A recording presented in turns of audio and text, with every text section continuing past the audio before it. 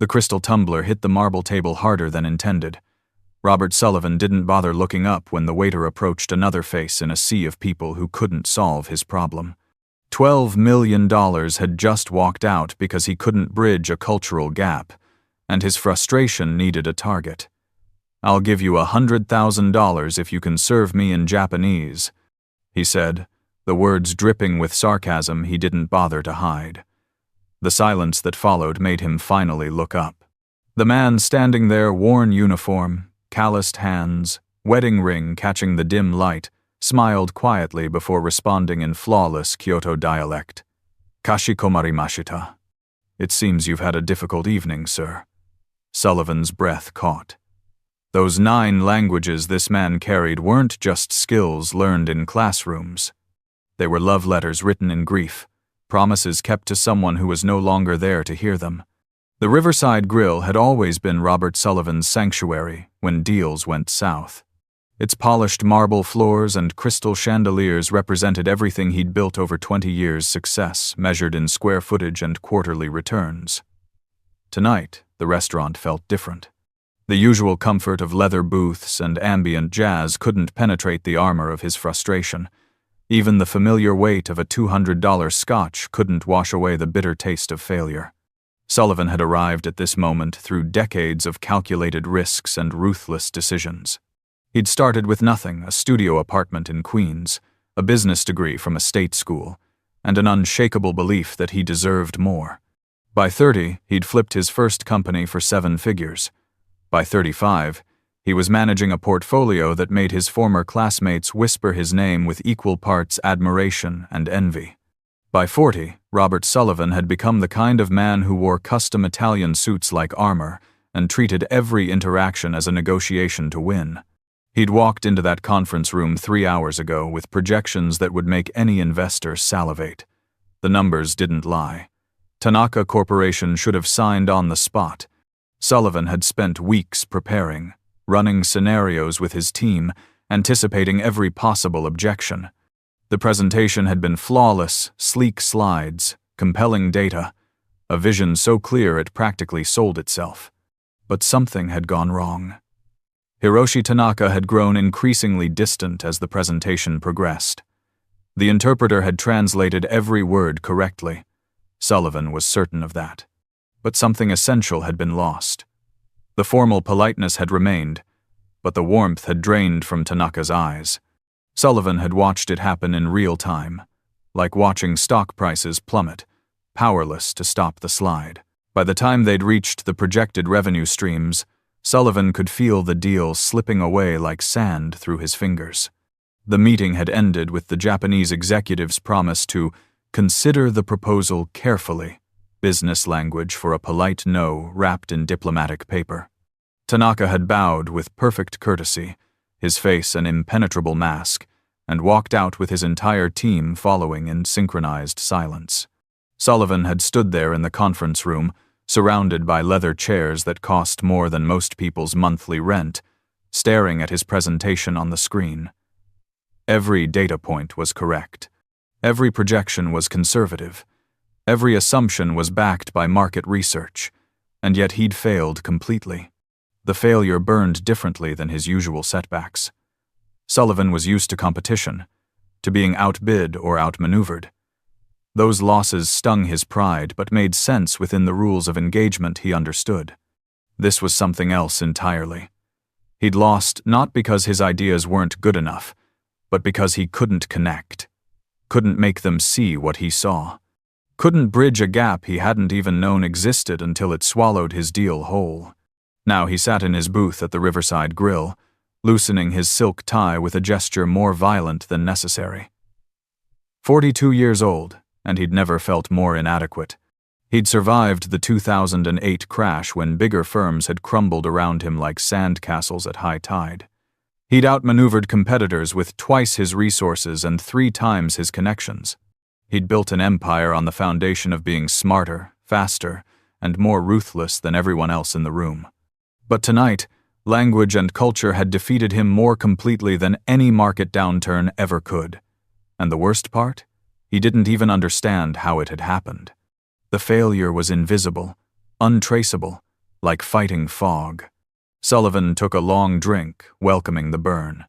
Around him, the restaurant hummed with the quiet conversations of people who belonged to his world tech executives, venture capitalists, old money in new restaurants. Everyone here spoke the same language of success, wore the same uniform of expensive casualness, performed the same rituals of dominance disguised as networking. He'd never felt more alone. The waiter materialized beside his booth with the quiet efficiency of someone who'd learned to read a room's temperature. His name tag read Michael Carter, and despite the late hour, his posture remained straight, professional. But his eyes carried something deeper than fatigue, the kind of weariness that came not from long shifts, but from carrying weight invisible to others. Sullivan barely glanced at him. In his world, service workers were part of the scenery, as interchangeable as the chairs they set and the plates they carried. He'd never been deliberately cruel to them, but he'd never really seen them either. They were functions, not people.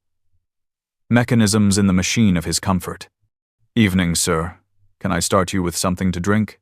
The uniform Michael wore had been pressed carefully, but the fabric showed its age in ways that spoke of many washings, many shifts, many years of service. His hands bore calluses that had nothing to do with carrying trays. These were the hands of someone who'd worked with tools, with soil, with the kind of manual labor that left permanent marks. Sullivan waved dismissively at the menu without really looking at it or at Michael. "Whatever. Just bring me your most expensive whiskey." He paused, then added with bitter humor, "Unless you speak Japanese. Then I'll give you $100,000 to serve me in Japanese for the evening." The words came out sharper than he'd intended, but he was past caring. It was supposed to be a joke, a way to mock his own inadequacy while taking a small piece of power back. See? He could laugh at himself. He could admit defeat. As long as he was the one telling the story, he was still in control. Michael didn't flinch at the rudeness. Instead, something flickered across his face recognition, or perhaps memory. His expression shifted in a way Sullivan would later remember as the moment everything changed, though he didn't recognize it at the time. When Michael spoke, the words flowed like water over river stones, each syllable crisp and perfectly formed in Japanese. "Kashikomarimashita. Osake no omenu wo omochi shimasu. Konban wa nani ka tsurai koto ga atta yu desu ne." The world seemed to tilt slightly on its axis. Sullivan's head snapped up so fast his neck cracked audibly. The Japanese wasn't just correct, it was flawless.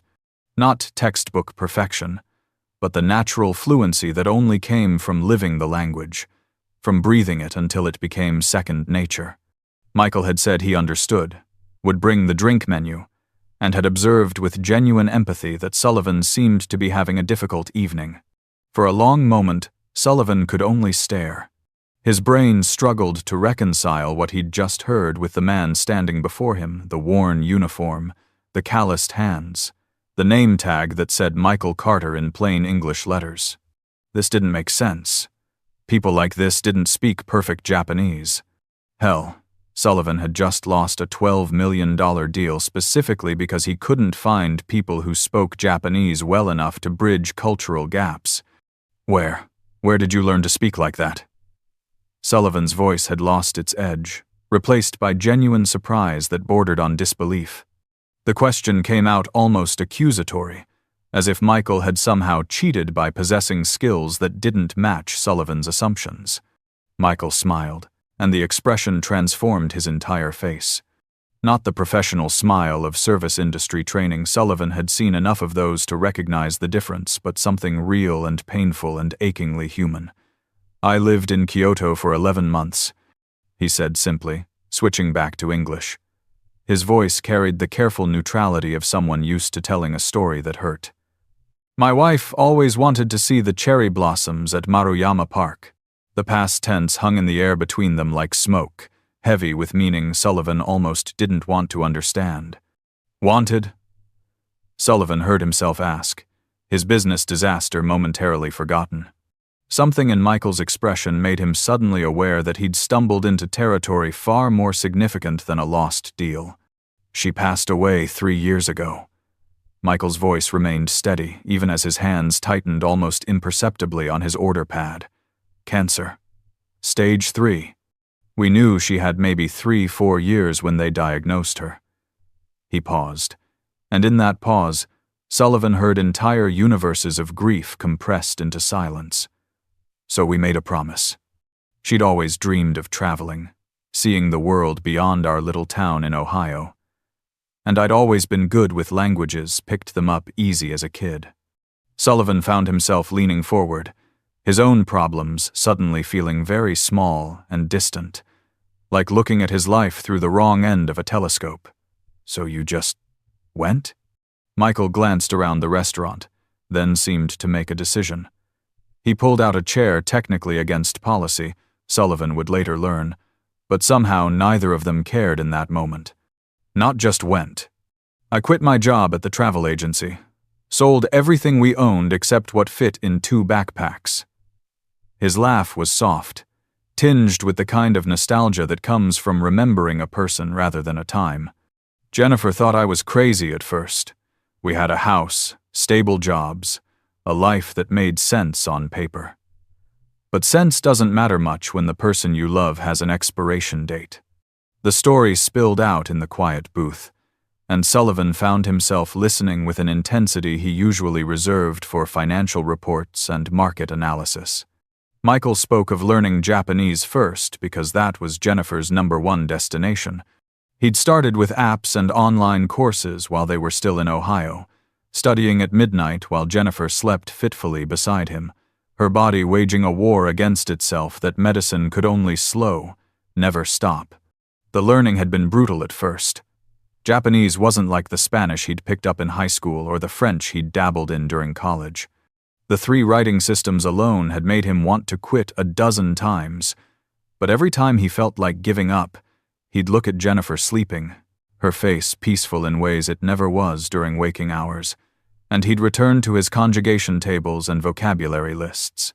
By the time they'd saved enough to leave liquidating their 401 KS, selling their modest house to a young couple who reminded Michael painfully of who he and Jennifer had been 5 years earlier, he could hold basic conversations. Not fluently, but enough to order food, ask directions, apologize when he inevitably screwed up cultural protocols he didn't yet understand. The real learning came from immersion. Michael had found work washing dishes at a small restaurant in Shibuya, living in a tiny room above the kitchen that barely fit their 2 backpacks and a futon.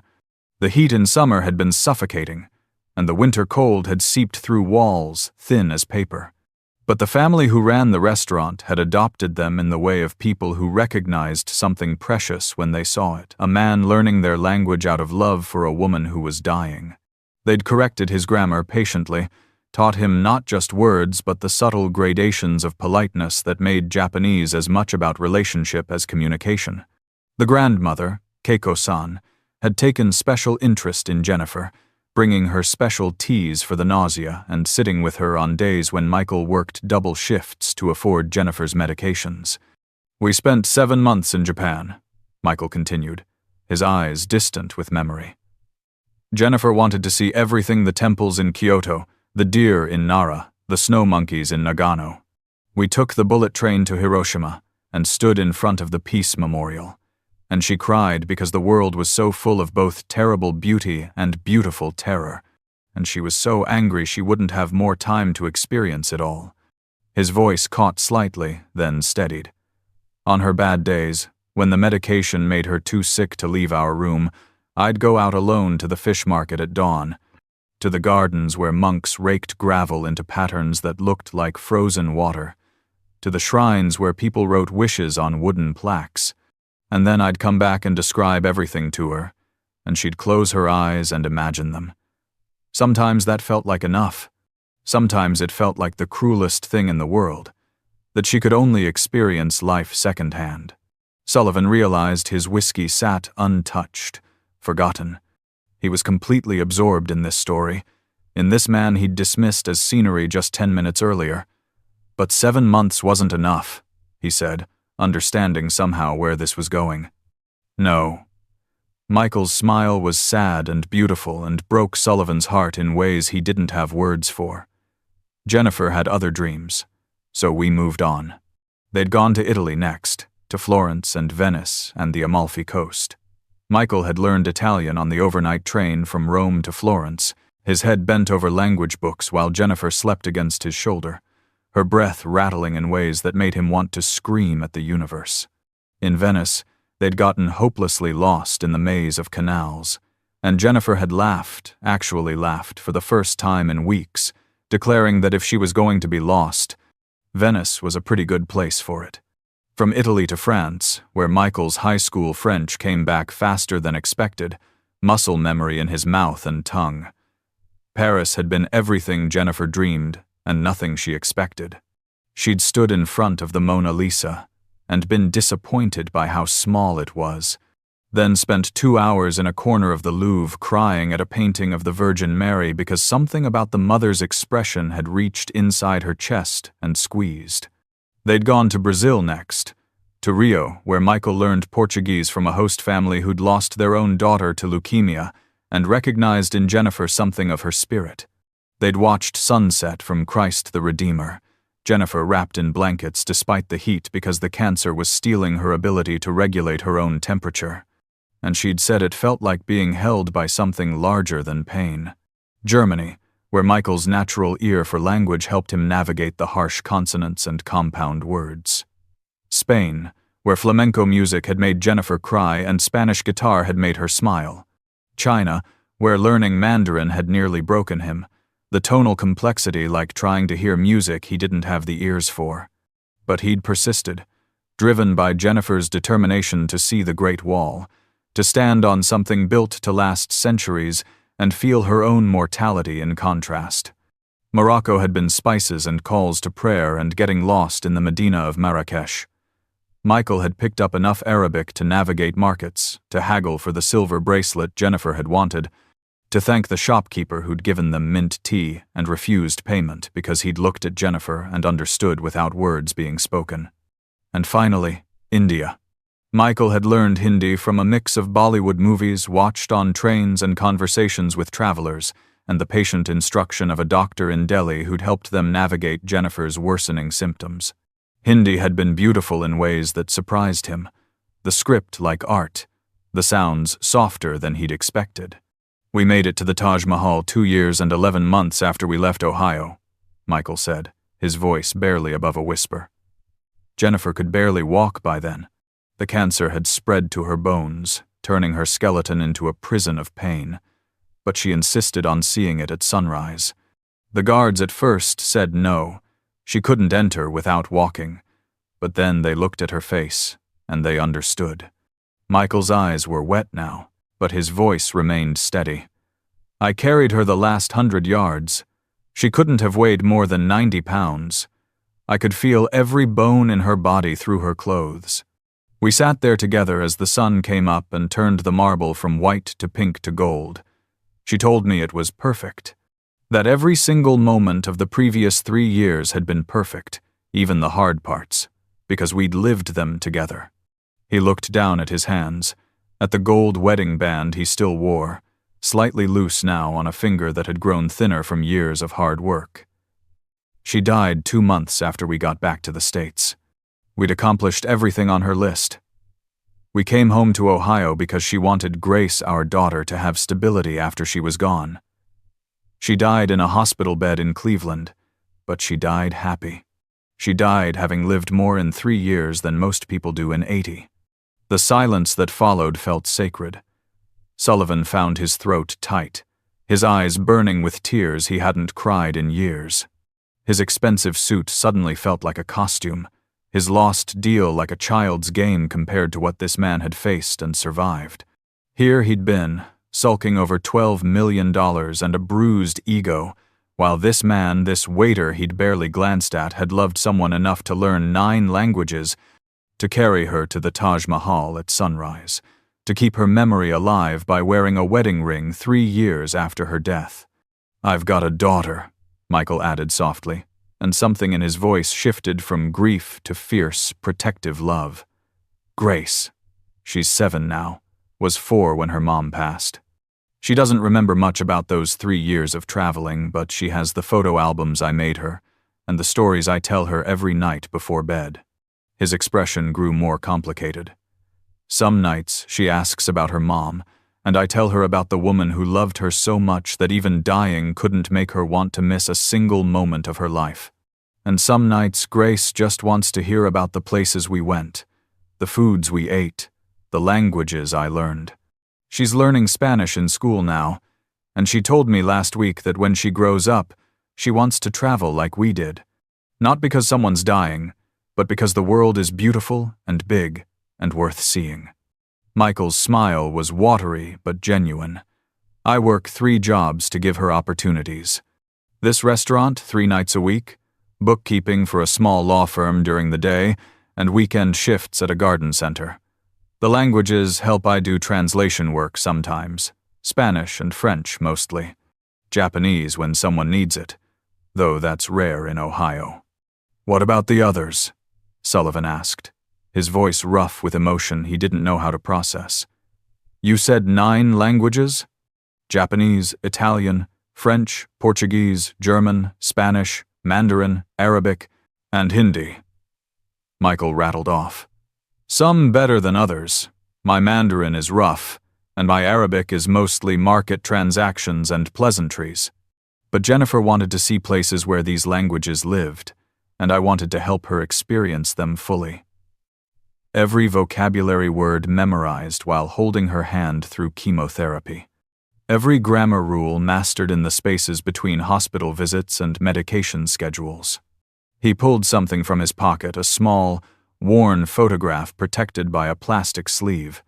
In it, a thin woman with a brilliant smile stood in front of the Taj Mahal at sunrise, the marble glowing gold behind her, her eyes alight with joy despite the obvious toll illness had taken on her body. Next to her, a younger Michael supported her weight while trying to hold the camera steady, and his expression was one of such fierce, tender love that Sullivan had to look away. "That's the last photo of her really smiling," Michael said softly. 2 weeks later, we flew home. 6 weeks after that, she was gone. He tucked the photo back in his pocket, close to his heart. But for 2 years and 11 months, she got to live. Really live. And I got to give her that. The languages were my gift to her, my way of making sure she could experience the world fully, could talk to people, could understand the places we visited as more than just tourists passing through. Sullivan sat back, physically and emotionally overwhelmed. His mind was racing, connecting dots he'd never seen before. "I just lost a major deal with a Japanese corporation tonight," he heard himself confess, the admission easier than he'd expected. $12 million. I couldn't connect with them. Couldn't make them understand my vision, even with a professional interpreter. The words were right, but something was missing. Michael nodded slowly, understanding in his eyes. Translation gives you words, but connection requires understanding not just language, but context, culture, the 1,000 small things that make communication real instead of just technically correct. My interpreter in Japan could translate everything I said, but Jennifer and I would have missed so much if that's all we'd had. The languages let us connect, let us understand jokes and poetry, and the way people see the world differently depending on the words they use to describe it. How long did it take you? To learn all of them? 3 years, give or take. But I was motivated by something most people don't have. Michael's laugh was soft and sad. Knowing someone you love is dying is a hell of a motivator. Makes you efficient, focused, strips away everything that doesn't matter. I didn't have time to be perfect, but I had to be good enough. Good enough to help Jennifer experience these places, to translate not just for her but with her, to share the journey in every sense. Sullivan felt something crack open inside his chest, some armor he'd worn so long he'd forgotten it was there. "That's remarkable," he said, and meant it in ways that went beyond admiration into something closer to awe. "You're remarkable." Michael shrugged, uncomfortable with the praise. "I'm a widower working 3 jobs to give my kid a decent life. I'm barely keeping my head above water most days. The languages are beautiful, but they don't pay the bills. They're souvenirs from the worst and best time of my life. They could pay the bills. The words were out before Sullivan fully thought them through, but once spoken, he recognized their truth. What you have, it's not just language skills. It's cultural understanding, emotional intelligence, the ability to connect with people across barriers that most of us don't even see until we're slamming face first into them. That's exactly what I need, what my company needs. Michael's expression shifted to polite skepticism. Mr. Sullivan. Robert, please. It felt important somehow, that shift from formal to familiar. Robert, Michael amended carefully. I appreciate the sentiment, but I'm a waiter. I don't have business experience, MBA knowledge, corporate skills. I know how to survive foreign countries on a shoestring budget and how to ask where the bathroom is in 9 languages. That's not exactly boardroom material. Bullshit. The curse felt good, cathartic. Sullivan leaned forward, his business mind engaging with a problem that actually mattered for the first time in hours. I've got 100 people with MBAs and corporate skills. What I don't have is someone who can help me actually connect with the international partners I'm trying to work with. Someone who understands that business isn't just about numbers and projections, but about relationships, cultural context, human connection. He thought about Hiroshi Tanaka's face, the way the warmth had drained from his expression during the presentation. I had all the right words tonight. My interpreter was technically perfect, but I couldn't make Tanaka see what I was trying to show him, couldn't bridge the gap between my American directness and his Japanese subtlety. The numbers were right, but the relationship was wrong. Sullivan pulled out his phone, opened his notes app, started typing. I'm serious about this. I'll pay you $75,000 to start. That's gotta be more than you're making across 3 jobs. I'll cover health insurance for you and Grace, full benefits. You'll work as a cultural consultant and liaison. When I have international meetings, you'll be there not just to translate, but to help me navigate the cultural context. To teach me what I'm missing. Robert, I can't. Why not? Sullivan challenged. Give me one good reason that isn't just fear of change. Michael was quiet for a long moment, his fingers tracing the rim of his order pad. I've built a life for Grace around these 3 jobs. She has routine, stability. After losing her mom, that matters. I can't risk that on something uncertain. What's certain about working 3 jobs? What happens if you get sick? If one of those jobs disappears? Sullivan pressed, then softened his tone. Look, I'm not saying this doesn't come with risk. Everything does. But here's what I can offer. Stability, good pay. A chance to use skills you developed through love for something more than just survival. Jennifer wanted Grace to see that hard things can lead to beautiful things. Isn't that what you'd be teaching her? The mention of Jennifer's name hit Michael visibly. His hand went to his pocket, to the photograph he carried everywhere. She did want that, he admitted softly.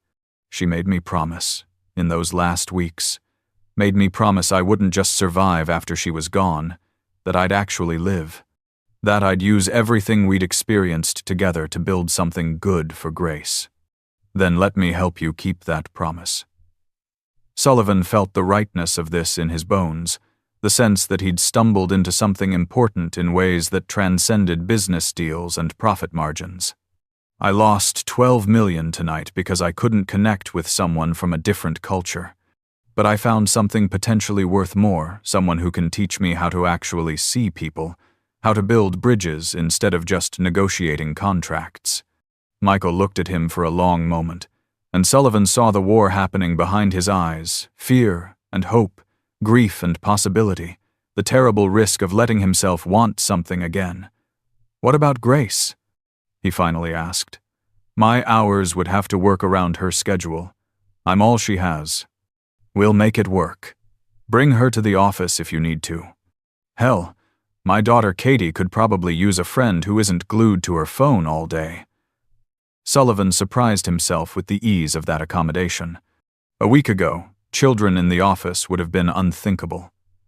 Now it felt obvious, necessary. "I don't have a college degree," Michael said, but his objections were weakening.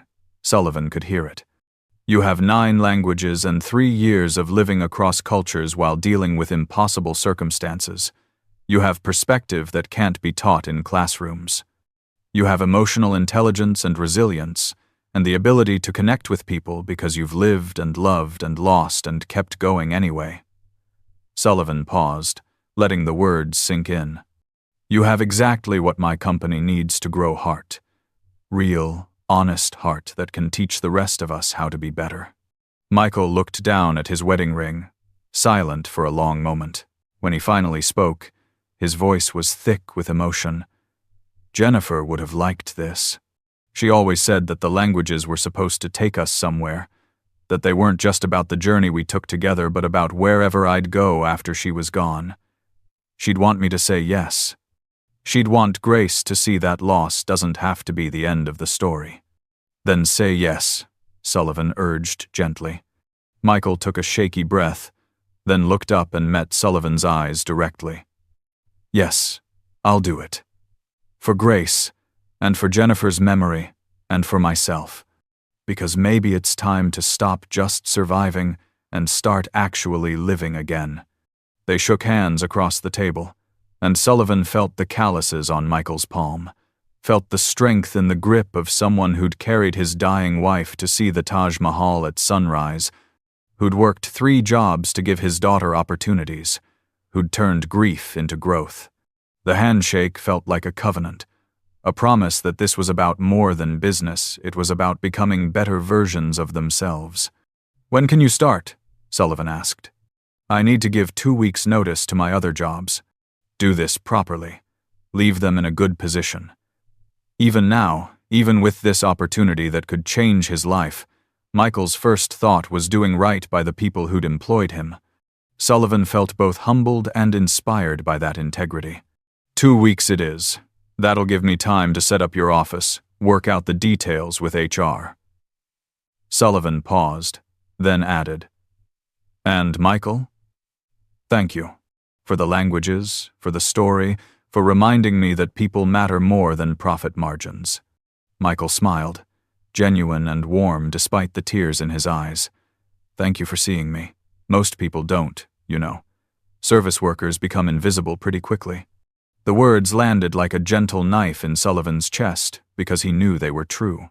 He'd done it himself for years, looking through people instead of at them, treating human beings like furniture that happened to serve food. "I'm sorry," he said simply. "For earlier, for the dismissive way I treated you. You deserved better." "We all do," Michael said, "but we don't always get it. That's why it matters when someone actually sees us, actually tries to do better." He stood, then hesitated. "I should get back to work before someone notices I've been sitting here for 20 minutes. "Take the night off," Sullivan said impulsively. "Go home to Grace. I'll square it with your manager." He pulled out his wallet, extracted $500 in bills. "For your service tonight and for the education." Michael started to protest, but Sullivan pressed the money into his hand. "Please, let me do this. You've given me something more valuable than you know." After Michael left, Sullivan sat alone in the booth, his untouched whiskey still sweating condensation onto the marble table. The restaurant continued its quiet hum around him, but he felt fundamentally changed in ways he was only beginning to understand. He'd come here angry and defeated, and he was leaving humbled and hopeful. He thought about Michael's 9 languages, each one a love letter to a dying woman. Thought about the 3 years they'd had together, cramming a lifetime of experiences into the space between diagnosis and death. Thought about Grace, 7 years old and learning about the world through her father's stories and her mother's legacy. And he thought about himself 42 years old, successful by every conventional measure, and utterly bankrupt in the things that actually mattered. He had money but not connection. He had power but not purpose. He had success but not significance. That was about to change. 3 months passed like water finding new channels. Sullivan kept his promise, and Michael started work as Director of Cultural Relations, a title they'd created specifically for him because his role didn't fit any existing corporate category. The first few weeks were awkward. Michael showed up in the same careful way he'd approached everything else in his life, prepared to work hard, uncertain of his place, quietly competent but expecting to be overlooked. The other employees didn't know what to make of him initially. A former waiter with no college degree suddenly elevated to a director-level position. Some assumed nepotism, others suspected scandal. Most simply waited to see if he'd crash and burn. Michael heard the whispers but didn't respond to them, just kept showing up and doing the work. Sullivan watched him navigate the corporate culture with the same careful attention he'd probably used to navigate foreign countries. Observing, learning, adapting without losing his essential self. Michael brought humanity to every interaction in ways that were initially almost jarring to people unused to being treated like full human beings at work. He remembered names, asked about families, noticed when someone was having a bad day and checked in without making it weird. He brought in Grace's school photographs and put them on his desk where everyone could see them. He talked openly about being a widower, about learning languages through grief, about working 3 jobs before this one. He made his story accessible in ways that invited connection instead of pity. And slowly, the office culture began to shift. Sullivan threw himself into learning from Michael with the same intensity he'd once devoted to market analysis. They met daily, sometimes for hours, talking through not just language but cultural context. Michael taught him about the concept of wa in Japanese business culture harmony, the importance of group consensus and face-saving, explained why his direct American presentation style had probably felt aggressive to Tanaka, why the numbers alone hadn't been enough. In Japan, business relationships are built on trust that develops over time. Michael explained one afternoon, sitting in Sullivan's corner office that now felt less like a power statement and more like a classroom. You tried to sell Tanaka on projections and data, but he needed to know you first. Needed to feel like you understood his company's values, his cultural context, his concerns beyond just profit. Sullivan had listened, learning, unlearning, relearning how to see the world through less American-centric eyes. It was humbling work, this recognition of his own limitations. But Michael made the learning feel like possibility rather than failure. They started preparing for a second approach to Tanaka Corporation. This time, Sullivan insisted on going to Tokyo rather than asking Tanaka to come to New York. This time, he studied not just the business proposal but Japanese corporate culture, learning about gift-giving protocols and business card exchange etiquette and the subtle art of reading what wasn't being said. Michael coached him through it all, with patience and precision. "It's not about being fake or manipulative," he said when Sullivan worried about authenticity. "It's about showing respect for their way of doing things. You're entering their cultural space, the least you can do is try to speak their language, literally and figuratively." The trip to Tokyo was Sullivan's education in humility. With Michael beside him, he navigated meetings he would have botched on his own. Michael didn't just translate, he provided context, explained subtleties, helped Sullivan understand the unspoken communication happening alongside the formal presentations. When Tanaka's team responded to something with polite silence, Michael leaned over and whispered, "That's hesitation. They're concerned about the implementation timeline but don't want to say so directly. Ask open-ended questions about their concerns regarding the schedule." Sullivan did, and the conversation shifted.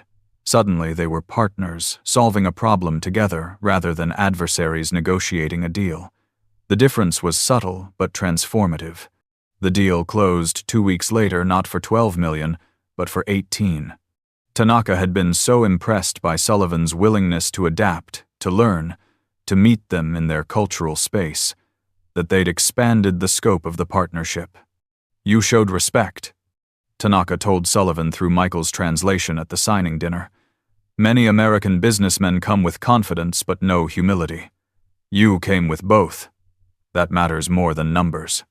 Back in New York, Sullivan stood in front of his team and did something he'd never done before. He gave someone else credit for his success.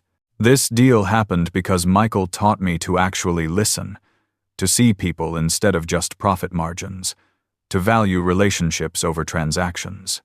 He showed me that my greatest weakness wasn't lack of information, but lack of perspective. The office culture continued to evolve. Michael started teaching voluntary lunchtime classes, not just languages, though he offered those too, but sessions on cultural competency, emotional intelligence, the art of genuine connection. Sullivan expected maybe 5 or 10 people to show up. Instead, the conference room filled with 40 employees hungry for something they hadn't known they were missing. Michael taught them about the concept of Ubuntu from South African philosophy, I am because we are. The understanding that individual success is meaningless without community. He taught them about hygge from Danish culture, the art of creating intimacy and contentment in everyday moments. He taught them that business didn't have to feel like warfare, that success could be measured in relationships built rather than competitors destroyed. And slowly, beautifully, the company transformed. Profit margins actually improved as employee retention went up and creativity flourished in an environment where people felt valued. New partnerships developed in Brazil, Germany, Spain, each one approached with cultural sensitivity and genuine relationship building rather than just transactional negotiation. Sullivan watched it happen with wonder and no small amount of shame for the years he'd wasted being the kind of leader who valued dominance over connection. He tried to emulate Michael's approach in his own management style, with mixed success at first. Old habits died hard, and Sullivan sometimes caught himself falling back into autocratic patterns.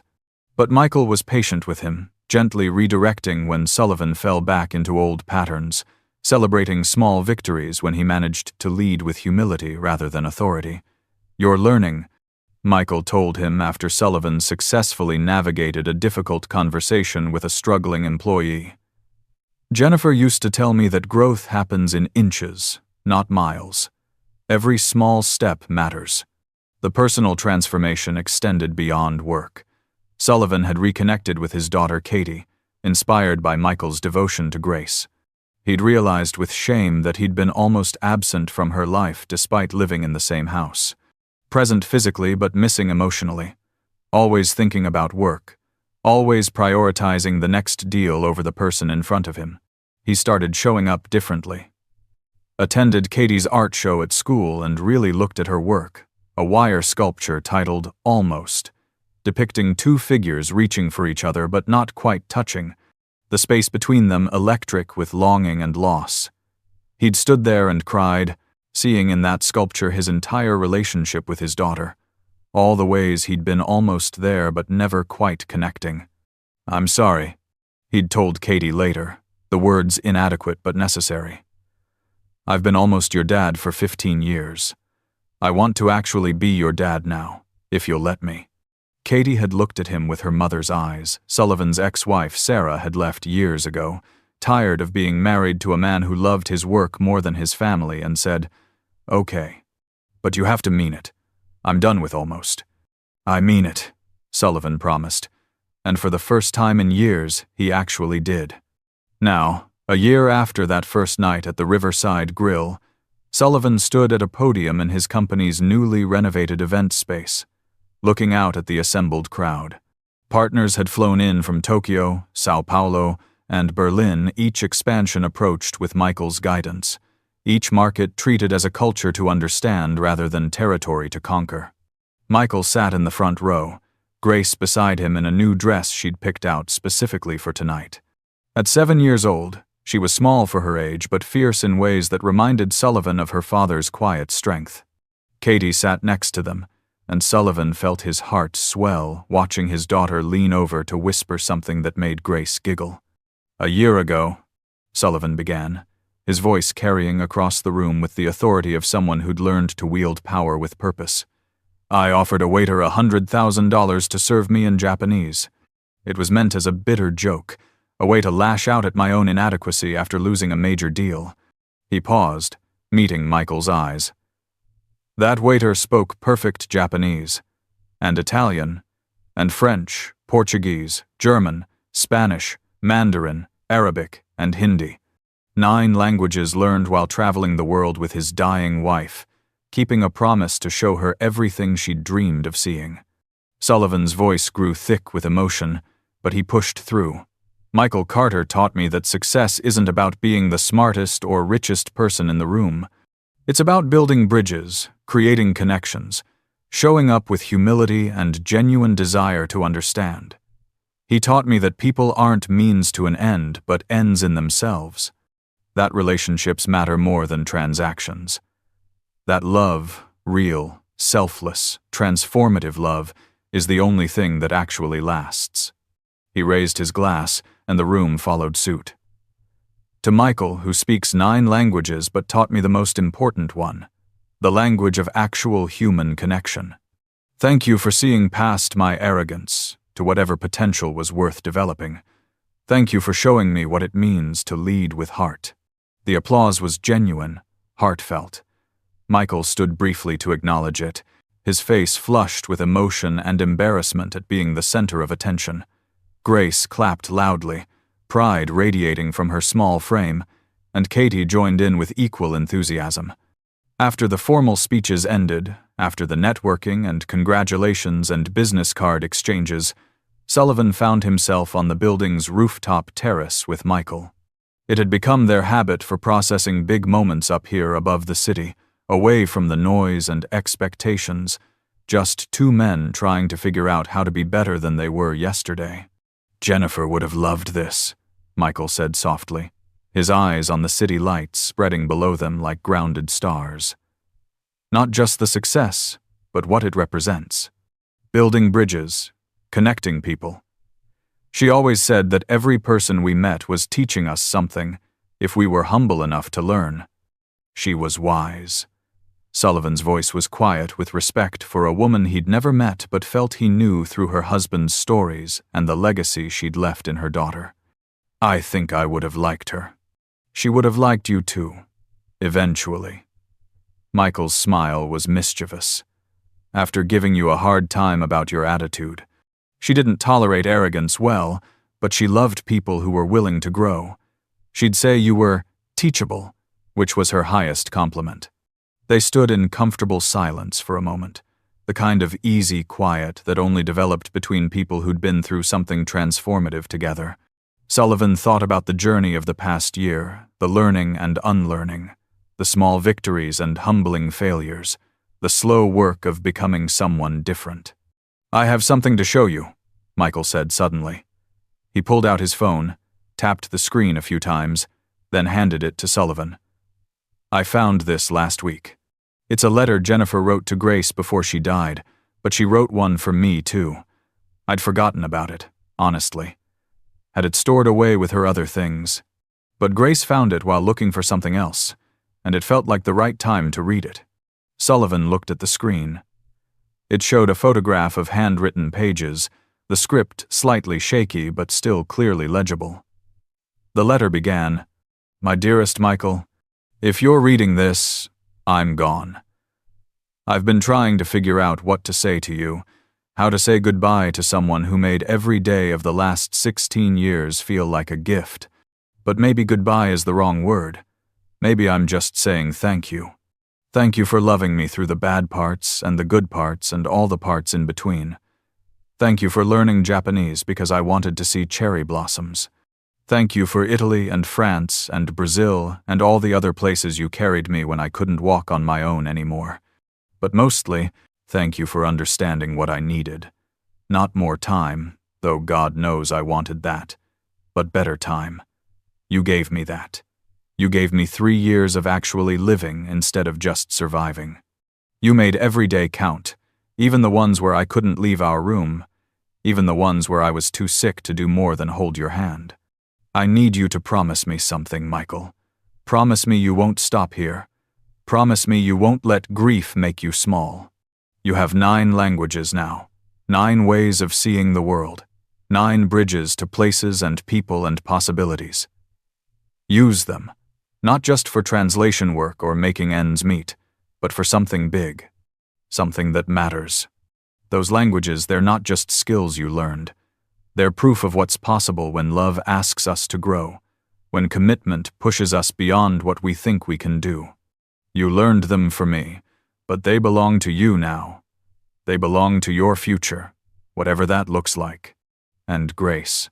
Oh, Michael, our beautiful Grace.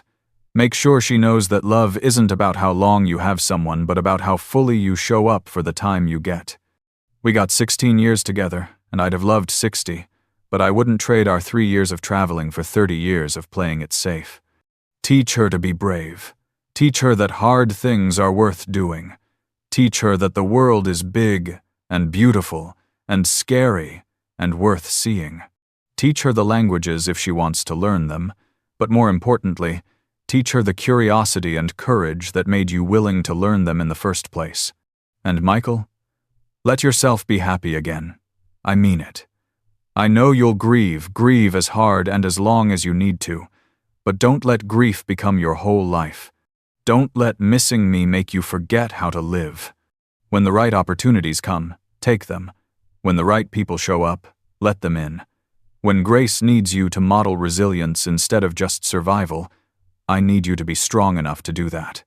She needs to see that loss doesn't mean the end of everything good. I've loved you since I was 22 years old. I'll love you when I'm gone. That doesn't change. But you have to keep changing, keep growing, keep becoming whoever you're meant to be next. The Michael who learned 9 languages for me needs to become the Michael who uses those languages for something bigger than grief. Make me proud. Make Grace proud. Make yourself proud. And remember, always remember that the best thing we did together wasn't the traveling or the languages or the beautiful places. The best thing was choosing each other, every single day, even when it was hard. Especially when it was hard. I love you. I've loved you. I'll always love you. Thank you for giving me a life worth living, right up until the end. Forever yours, Jennifer. P.S. The languages will take you somewhere. I don't know where, but somewhere good. Trust that. Trust yourself. And when you get there, know that I'm cheering for you. Sullivan read the letter twice, tears streaming down his face openly.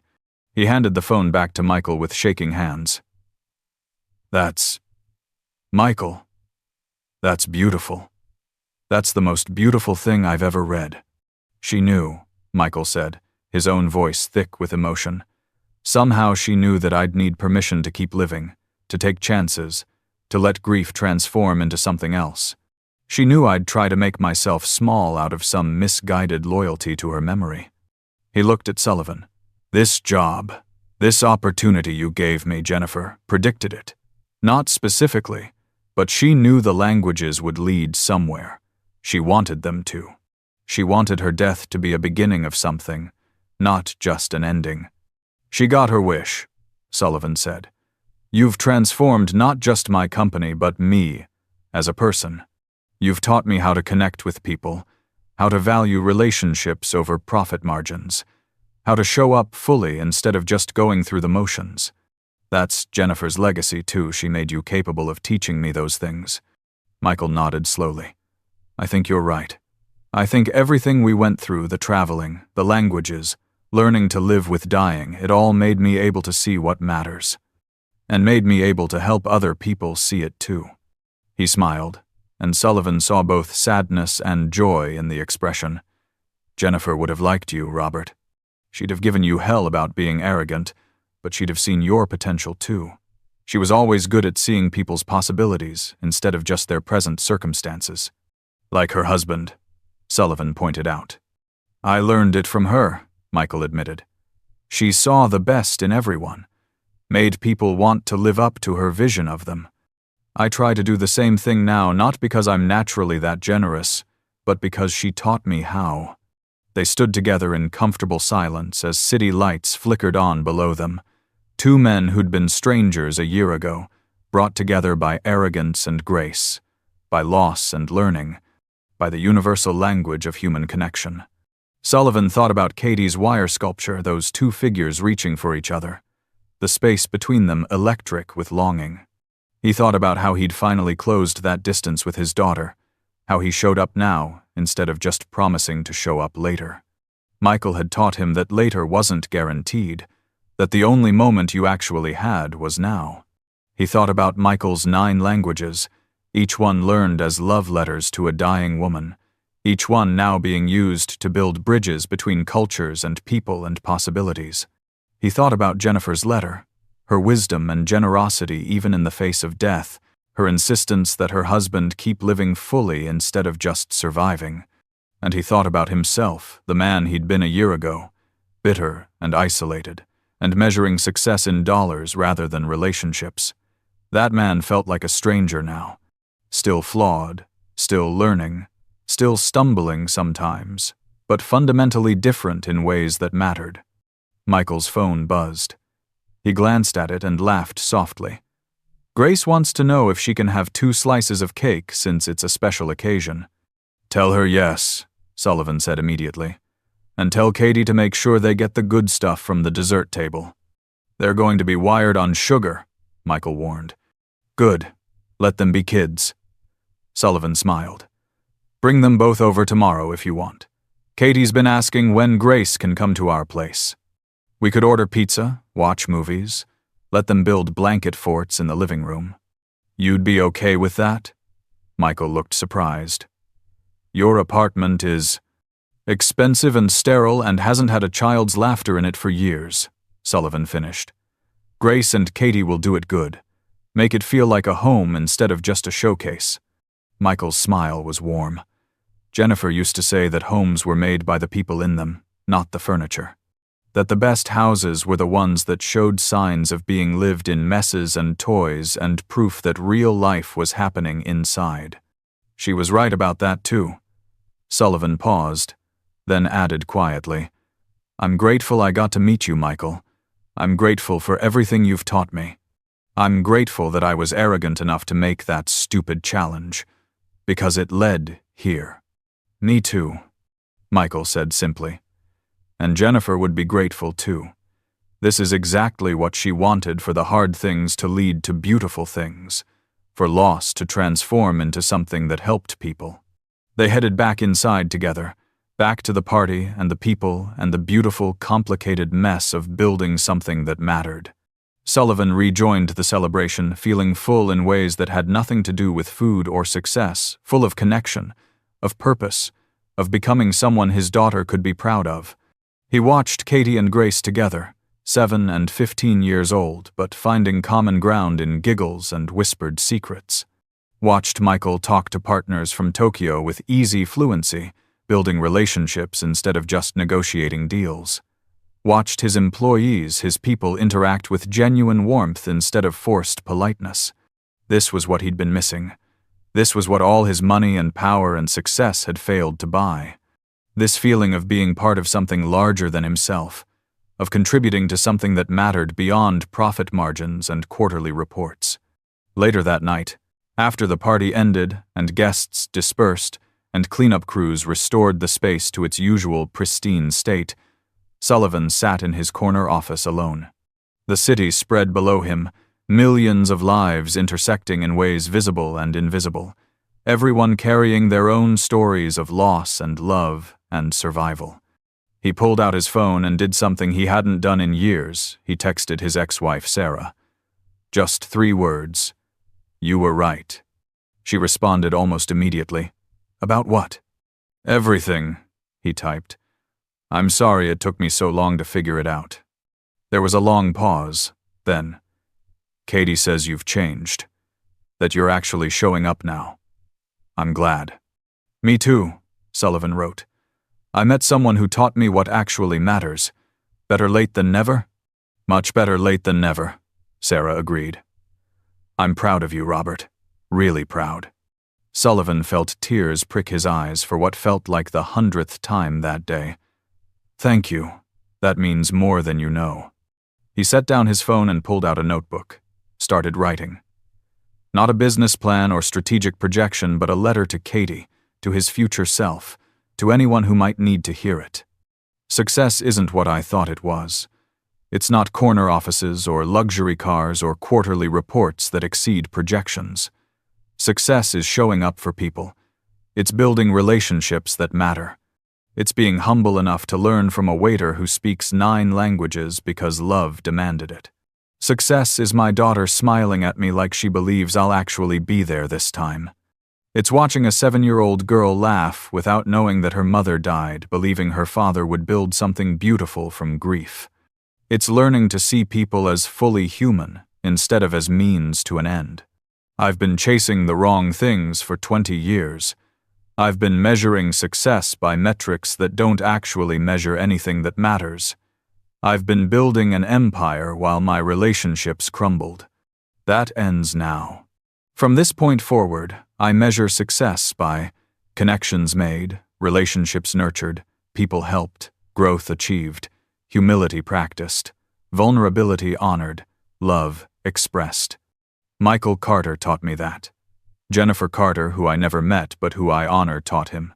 And now they've both taught me that the only language that really matters is the language of genuine human connection. Everything else is just noise. Sullivan closed the notebook and looked out at the city, at the millions of lights representing millions of lives.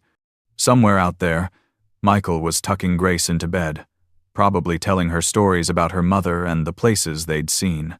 Somewhere out there, Katie was probably texting friends about the boring corporate event she'd attended but secretly feeling proud that her dad was trying.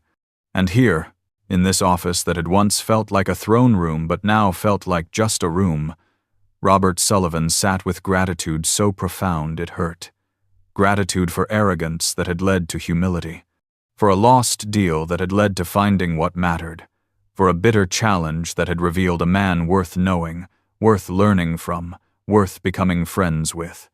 He thought about Michael's 9 languages, Japanese and Italian and French, and all the others, each one a bridge to understanding, each one proof that love could demand growth and growth could create beauty even in grief.